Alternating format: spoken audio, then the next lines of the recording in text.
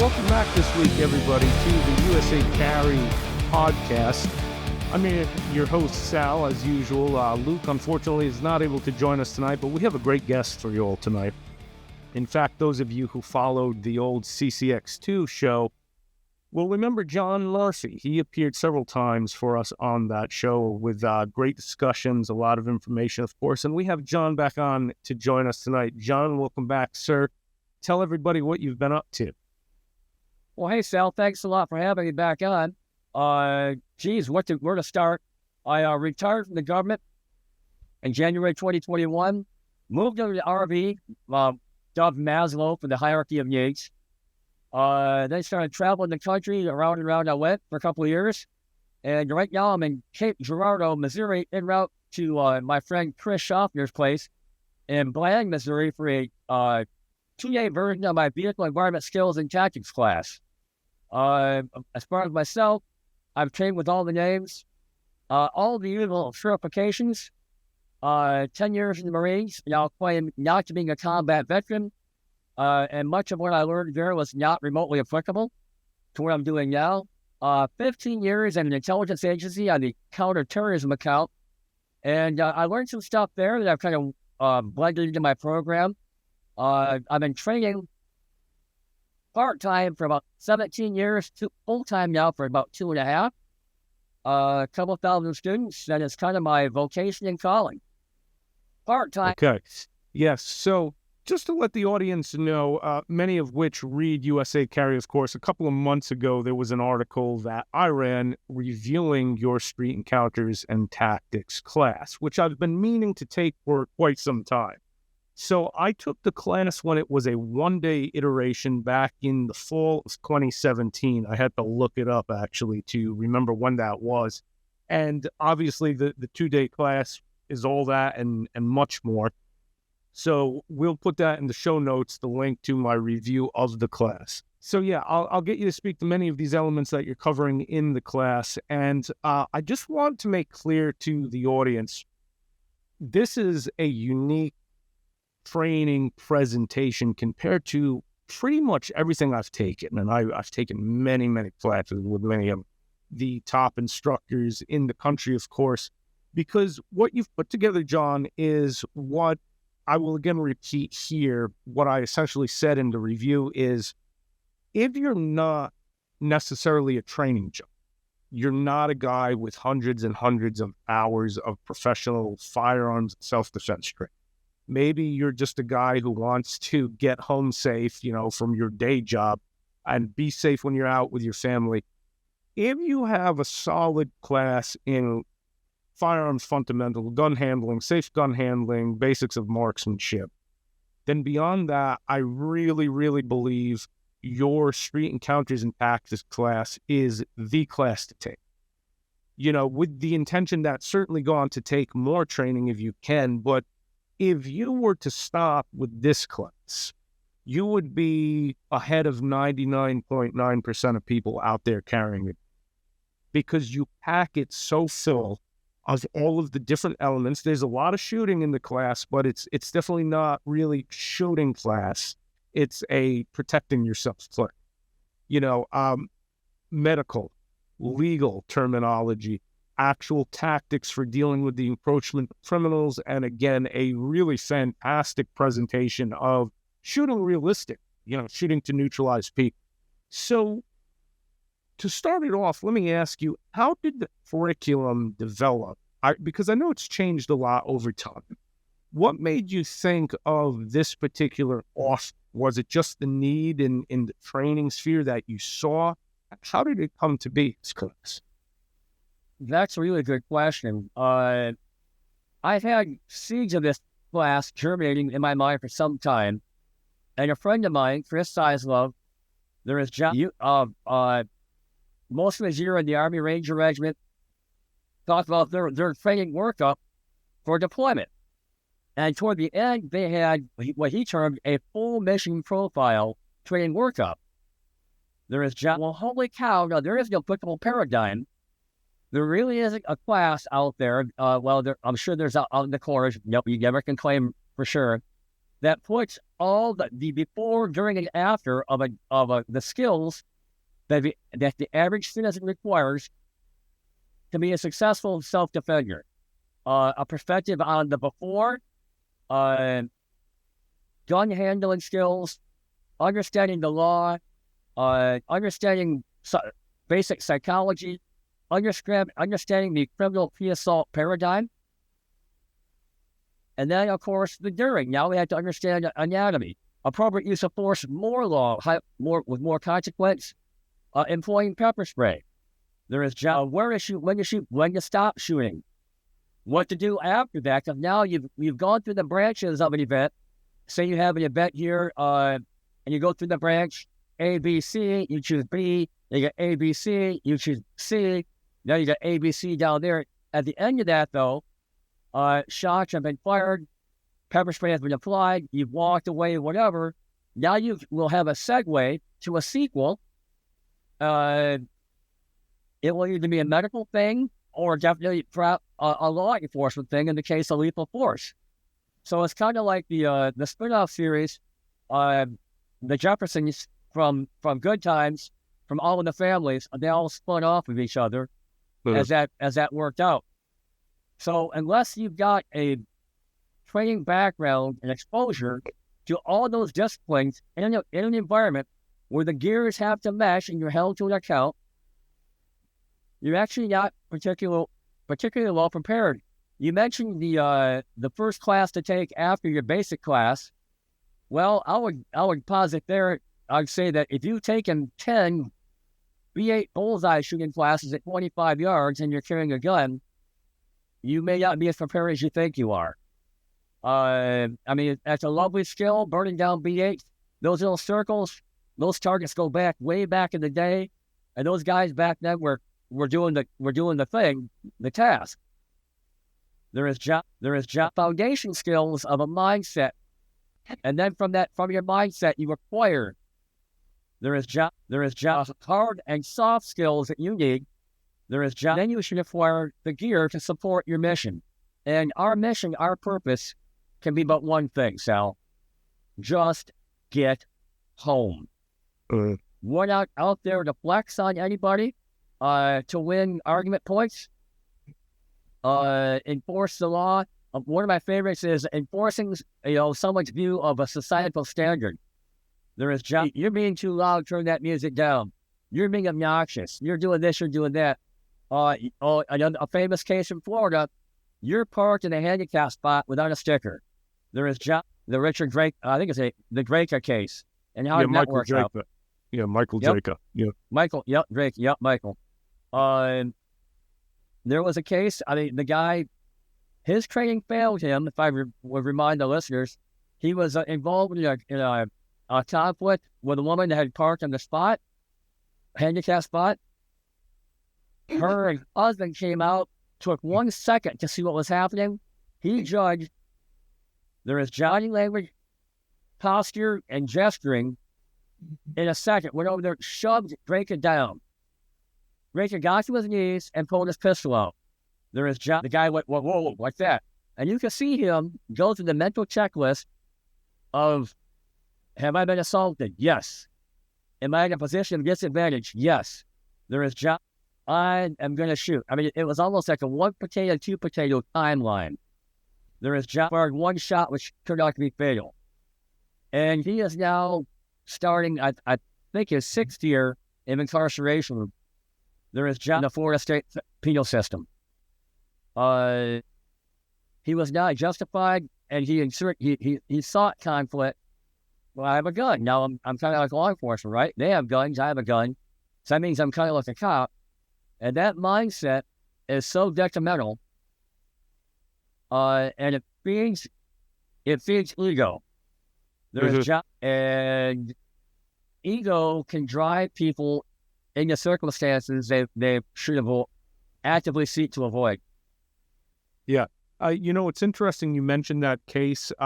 The show 2 weeks ago where we dissected the Apple River stabbing, we actually spoke heavily about the Michael Drake case and rolled in video. So any of our viewers interested in that, go back to that show. We show you some video of the exact footage John is talking about here. John, you mentioned something that's really interesting, that, even for people out there with a lot of training, if it's all just mechanical shooting, which, hey, we don't disrespect, right? We're big advocates of that, and that's great. But that's a good point. Maybe you've had literally hundreds of hours of those kind of classes. It's not preparing you for the realities of violent conflict in terms of the legal ramifications, the legal considerations going into it, and all of these other elements. So that's a great point. I've always looked at your training as the class I would send a loved one to, like a family member, another loved one, that, okay, you had a good shooting class, go train with John Merce. But you're exactly right. If that loved one was a training junkie who's done all the shooting stuff and, whatever, Rogers Shooting School, etc., that's shooting. That's part of the equation, but by a long shot, not the whole equation. So I think you make a great point there. This class is absolutely for everybody who carries a gun. And I would say, even if you don't carry a gun, how many people get into an incident that turns violent and they're not carrying a gun, and then all of these legal considerations that you discuss they're unaware of this stuff. So, I was going to just get you to speak further about this in particular now, because your class with the legal aspect is absolutely the most thorough presentation about use of force legality that I've seen anywhere short of, again, a dedicated legal class on that, something like Masad Ayub or Angel Branca teach. Okay, short of that, your class definitely has the most analysis and presentation of the legal considerations. So speak to us further, John, why that's so important at this time. Why do you hammer so hard on that? Well, it's highly consequential. Pre-incident, you have to understand the law of where you can carry, where you can't. The laws of self-defense. Some jurisdictions have laws regarding safe storage of firearms in their home. There is actual event. When we come to these classes and we do our briefing, we shoot on the beat. We know when we're going to shoot, from what distance. There is Johnny rounds we're going to fire. And there is little, if any, attention paid to a defensive display, a draw to the ready with a verbal command. And now that is a whole other legal, there is cataclysm waiting to happen, cascade coming down. In some jurisdictions, that can be called brandishing. And then you have to be able to articulate why you did what you did and where you learned it. That is a strict Mas Ayubism. CYA doesn't stand for what you think it means. It's can you articulate and can you authenticate? And my most recent video, it's about an hour long, on the post-incident legal environment. Well, there are some jurisdictions, Sal, it may not matter. There is what you articulate and that you were right. You will still be jammed up. We like to think that we live in a country, we watch LA Law or Adam 12 from back in the day.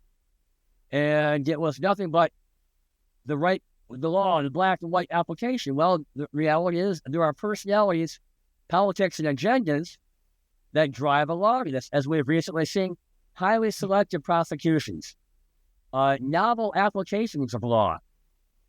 And you have to appreciate that you can be in one jurisdiction, step over, and what your actions would be viewed as defectible and lawful, and you would now be charged. You cross that line, literally a city block, you are in an entirely different legal environment. And you've got to understand that is a big thing these days.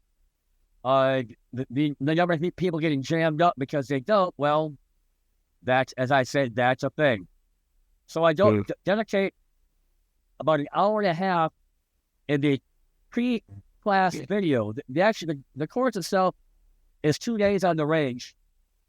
There is maybe 6 hours or so on YouTube. Soon to be about 8 hours or so on YouTube. Every time I thought I've got every possible lecture I could possibly want to give, and I realize I don't, then I find myself beating my lips too much during the class, which we work on skills, So I'm going to be putting more stuff on YouTube shortly to focus more now on conflict skills. The dealing with people, emotional people. There is unknown emotional people. And unless we've got some means by which to deflect and depart, well, and we've rehearsed that, we won't have it when we really need it. So that's kind of my idea there in that regard. But the legal thing is a thread that has to run all the way through the before, the during, and the after. The after part, what do I say to 911? What do I say to the responding cop? Who do I choose as a lawyer? I don't go too deeply into it regarding the legal aid services that are out there right now, but there's quite a marketplace, and people have a choice. And the Latin term caveat emptor really applies here. Yeah. The legal thread that you weave through the class, I'll tell our listeners that, it's lecture and explaining those theories, but you make it very actionable too. Even during shooting exercises, the constant reminder of the verbalization to be given, right? The commands that you want to say. And, John, you've always done a great job in your training of reminding people, for example, that this day and age, there's a really good possibility, it's a probability that it's on film, right? Somebody's filming it, or a surveillance camera is filming it. You have witnesses who are hearing what you want them to hear you say. So again, I come back to your class goes more heavily into that than any class I've ever taken, short of a dedicated, legal use of force class. That's all just academic legal stuff, and it makes it actionable. So it's absolutely fantastic in that regard. I want you to speak to the actual tactics for dealing with, criminal encroachment, what Craig Douglas refers to as managing unknown contacts. He kind of coined that term. You take a lot of that, but also your own approach to it. What I find fascinating about, and I think I mentioned this to everybody in your class, is that literally every example you use, I've heard in real life. So I think people who grow up like in a rural area who've maybe never been around these kind of people, for them, it's just theory.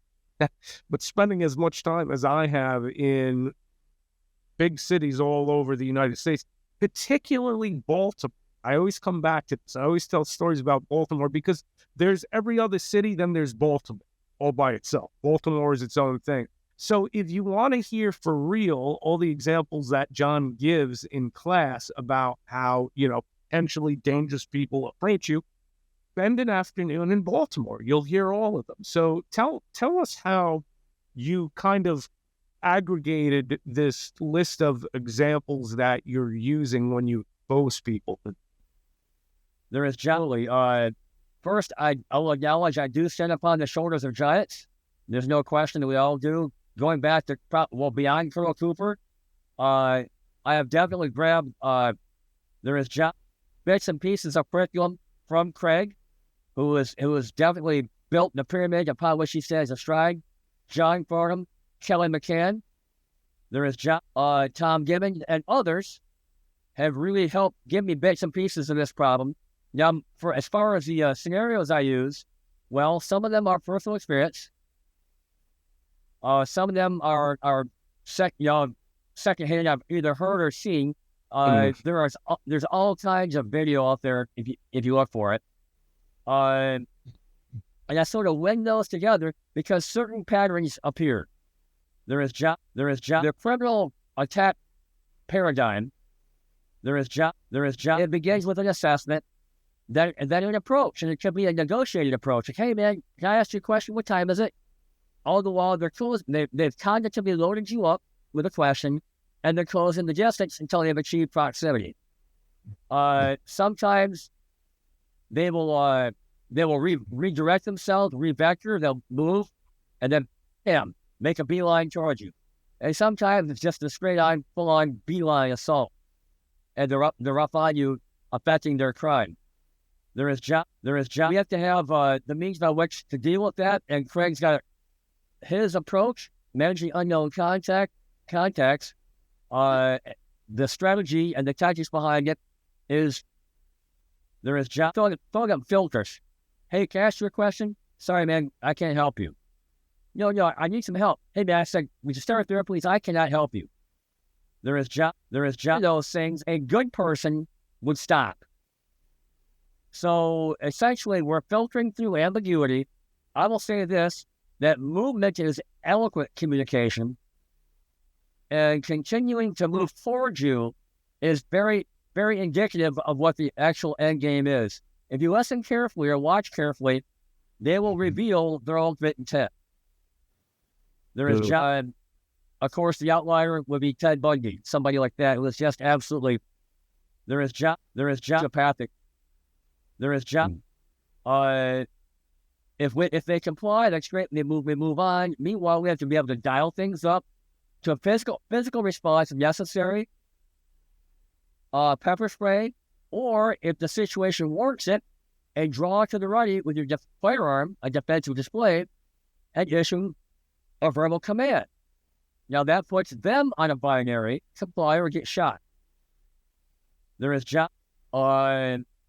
I try to illustrate this in my class. Let me pull out my top secret. This is what I call the determinator. It is 4 laser pointers using super secret binding technology known as zip ties. And there are 2 red and 2 green. There is a lexicon associated, as Sal is aware, with these 2 colors. I got numbers and colors. And now, since you've taken the class, motion to illustrate to somebody, well, I call it, what time is it? This is actually a kind of a timepiece, because it will illustrate what time it is. Do this over my shoulder, maybe a little bit. There we go. There's 1 green light. Draw to the ready with a verbal command.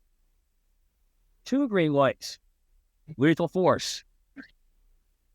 1 red light. Send away. Is managing unknown contact. There is 1 red light moving in a circle. That's kind of hard. Over the shoulder. That is increasing conflict. Clockwise, counterclockwise. These things are verbal cues. To make you cycle through your skill set. See it coming. Your mouth, your feet, your hands, your weapons. I submit to you that is superior. To the beat.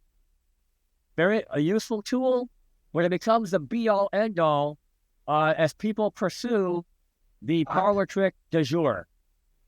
The sub-second draw stroke. Well, it's amazing. I will have sub-second draw stroke people in my classes, and I will give them some ambiguity as to what is the appropriate response, and suddenly they're pushing 1.5 seconds. And they're wondering, where did that time go? Well, it went because they weren't pre-cued to what was going to happen. That whole shooter ready thing, and then the special kata. Well, shooter ready, talk to this person. Shooter ready, move your feet. Shooter ready, pepper spray. There is John. Yeah, So John, I need to. I need to clarify something about this, so that the audience understands. It's not just a cool light display, right? So what it's doing is it's forcing the individual to now not only see it, but you have to think through the index cards in your head. Okay, what is this? Because you have a lot of different light commands. It's not just like 2 of them or something. So you have to now think through what it is. Okay, see, perfect. So as an example of that, you used a timer at one point in the class in a very ingenious way. And, not to give too much, but you wanted people to be aware of certain metrics that really matter. You timed people from basically a ready gun to a shot, a low ready to a shot, and then from, I want to say, hand on the gun to a shot. And you simultaneously used the timer when you displayed the light. Now, I haven't done any extensive studies or tests as to what the real difference is, but the difference between acting on that visual cue as opposed to acting to just a beat is immense. And, to your point, like the sub-second guys, you put me on the timer, and I know I was the fastest in that class. And I think it was like 1:30, and I want to say it was starting with the hand on the gun open. So, that's slow motion for me reacting to a time, right? So this takes exponentially more mental processing to shoot at the command of what you're seeing and interpreting it. And obviously, how much more realistic is that, right? Or for the actual task that we would be doing in a real situation, as opposed to just reacting to the beep. In fact, even with the beep, I had an interesting conversation. I think it was with John Valentine online. He said something about who we've had on the old show. Our audience may be familiar with him. Very skilled shooter, skilled combatives guy. He mentioned that shooting at indoor ranges, he's so much slower going to the beep. And I wrote back that I've experienced the same exact thing, because even the mental task load of, was that my beep I just heard? If you're by yourself on a range, you are waiting in time for that beep. And it's a valuable tool, but it's a totally artificial experience, right? You're waiting for the stimulus that and guys who are really fast actually can react to the beginning of the beep, which is approximately a 30/100th of a second long on most timers. So you can see how artificial that is. Whereas when you're using these lights, you see the light display and say, oh yeah, now what was that? Was that a shoot? Was that draw to ready, etc.? And it happens quickly, but nowhere near as quick as your reaction just to the preconditioned beat, right? So it's an absolutely ingenious way not only to make people think, but I think you're exposing people to a much more realistic expectation of what these times and speed actually looks like. Speak further on that. Right now, there are 3 instructors I'm aware of that are working this side of the street. The cognitive Johns. There is John Holshin, who is using a system called the Neuro, and that's Dusty Solomon, building shooters, building hitters, building gunfighters. All a lovely man, and it's a pretty cool system he's got going on there. It would be excellent for an institutional kind of thing to capture metric. It does a lot.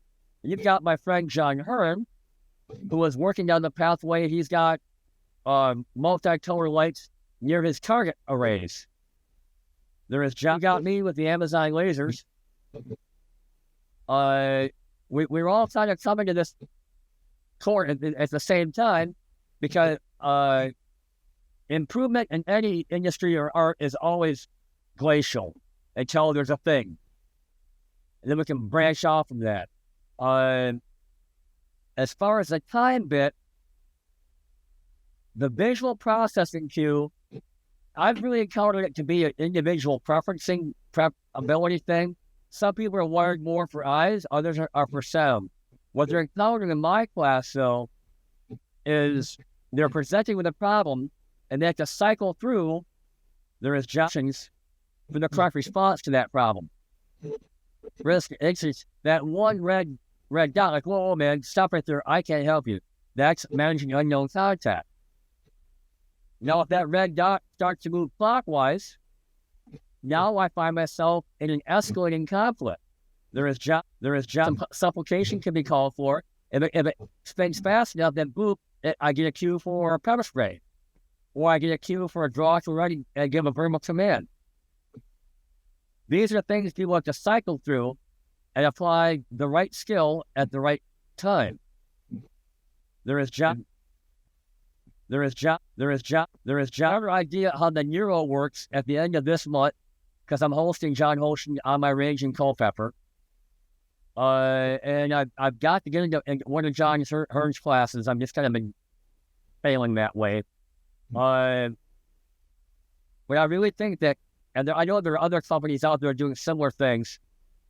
I really think that cognitive decision making is the way ahead. There is job for defensive firearms use. See the problem, apply the right solution to the problem. Right. You just can't shoot every time. I mean, we've all taken the classes from 5 yards, 3 rounds at one point, 5 seconds ready. And then there you go. Well, what if during the course of that draw stroke, there is coming out, dude decides not to be a problem and turns his back and runs.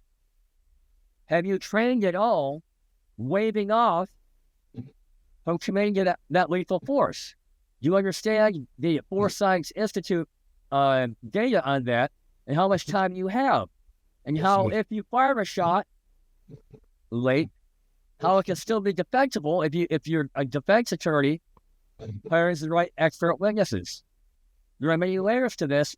I don't do drills anymore. There is I call them experiences. I'm giving you experience in responding to a visual cue. I'm giving you experience in the middle of your draw stroke based upon 2 green lights to 1 green light, waving off and then giving a verbal command and not shooting. I think Mr. Draco would have benefited from some of that kind of training. Right. And we have to cycle through all these things, and then we have to segue to the sequels. Search and assess. Am I bleeding? Are my people bleeding? And then the 911 call. What do I say? And then the police arrive. How do I manage the arrival of law enforcement? All those gears, from seeing it coming and avoiding it, seeing it coming, scaling the appropriate response, and that's the appropriate response to the correct sequel in the correct order, all is part. There is of the gears meshing, and if there is a gap in those gears, there is a malicious prosecutor will jump over it. I'll throw this out as an example. I took Mas Ayub's lethal force instructor class the summer of 2020.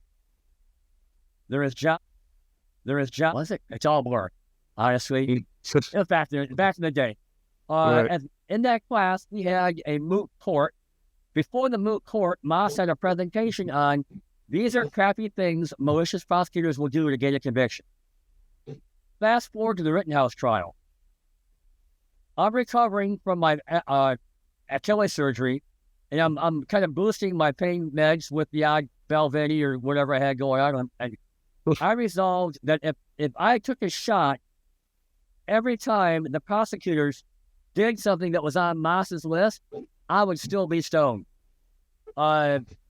Misrepresented the law to the jury, check. Withheld evidence, check. Modified evidence, check. There is held Rittenhouse accountable, tried to impugn him for invoking his Fifth Amendment right. Check. Only a guilty person would do that. They did all of that, and Sal, they did that in broad daylight with the whole world watching. The whole nation watching. Yeah, unbelievable. If you carry a gun and thinking that that would never happen to you, and because you get jammed up in some podunk municipality, well, would you have the notoriety of the defense fund that Rittenhouse had? Probably not. Right. Right. These are all things that people need to think about. There is before they strap that pistol on. Yeah, it's if you see the nature of some of the prosecutions that there have been, and I know it gets kind of controversial, but honestly, the whole Zimmerman Trayvon Martin thing, which was essentially a tragedy, but should not have gone to trial. It was a bad prosecution from the beginning. That's a whole discussion in itself. Zimmerman did a lot of things he shouldn't have done leading up to it. But again, judging the circumstances when the actual assault and shooting occurred, right, it should not have even been prosecuted. So what people have to understand is you want to make all the right decisions so you're far less likely to get prosecuted. But ultimately, if you're in one of these areas, a prosecutor can pretty much bring you to trial if they want, period. So now you're relying on, it's going to be in front of a jury. You're going to have to bring in expert witnesses who are going to have to explain the reasons you did the things you did. And you want that airtight. And so many people, the majority of people carrying a gun literally don't even think about it, let alone go to a class that presents all of them.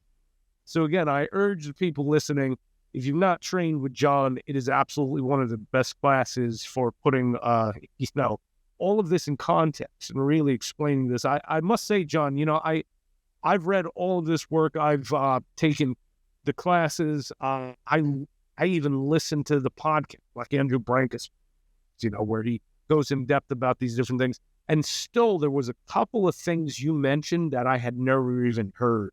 So just to put that in perspective for people, you've done a tremendous amount of research on this stuff, and you're presenting really the need to know things. One of the things that you mentioned that stuck with me, again, not to give away too much from the class, you mentioned how you can make the choice. Do you call 911 and just say your blurb and hang up? Or do you leave the phone running, which can be a benefit or a liability? One thing you mentioned, I'm sure I've read this before, but I don't remember, is how the response is going to be a rolling in hot response if you hang up. And that's just an example of, as much reading and research I do into the legal aspect. You mentioned a couple of things like that, if I had learned that at some point, I honestly don't remember. So it's a fantastic presentation of these legal concepts. That alone is worth the price of admission to the class. So you get that and then all the other stuff. Speaking of which, I want to get to you before we run out of time. Tell us why you present what you present regarding medical in this class. Sure. Recognizing that there are going to be sequels to the branches involving violence, I do very basic stop the bleed. Sort of get some pressure graphic. There is to integrate that for two reasons. First, to give people something. Throwing a TQ on or pressure dressing isn't very hard, but it can be absolutely life-saving. I never leave home without. It also opens the door. There is just deep that hole is, and other things you can be doing. Recovery position, chest seal, improvised tourniquets. All of these are covered in good trauma classes. Dark Age of Medical, or my friend Greg Elfricks has an awesome class on trauma and collapse medicine. There is just, it can be learned in a day and rehearsed and integrated into your game plan. There is just because come kickoff on game day, you got to have at least something. And the war on whatever the hell it was we were doing for those 20 years has illustrated conclusively that wounds to extremities, there is just have a percentage of lethality, and we can save those lives with the application of a tourniquet. There is I cited in the class, there was a Texas hospital system that determined that there was a 600% reduction in mortality in their patients that arrived with tourniquets applied. And I have a very good friend in Florida whose daughter-in-law is an RN, happened upon a car accident, was doing her RN thing. There was a secondary accident, and she lost 3 limbs as a result. Here's what's amazing. I think this happened 4 years ago. Solid work.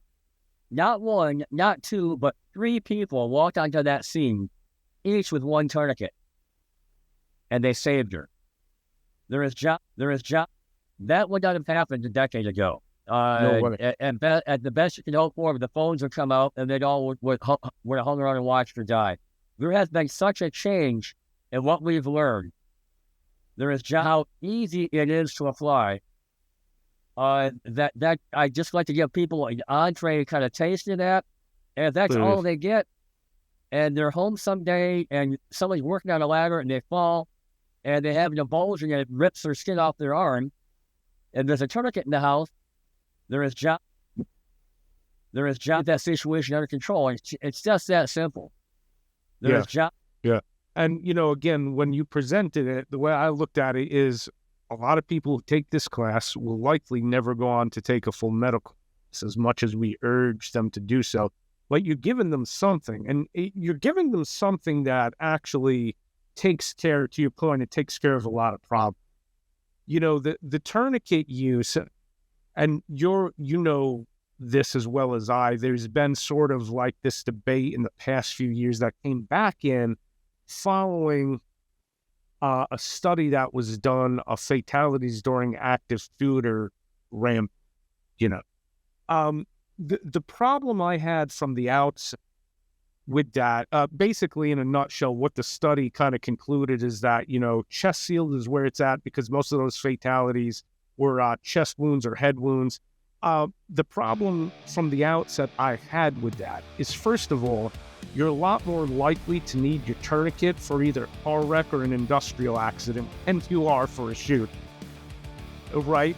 I grew up in farm country where, I personally knew people made by farm equipment.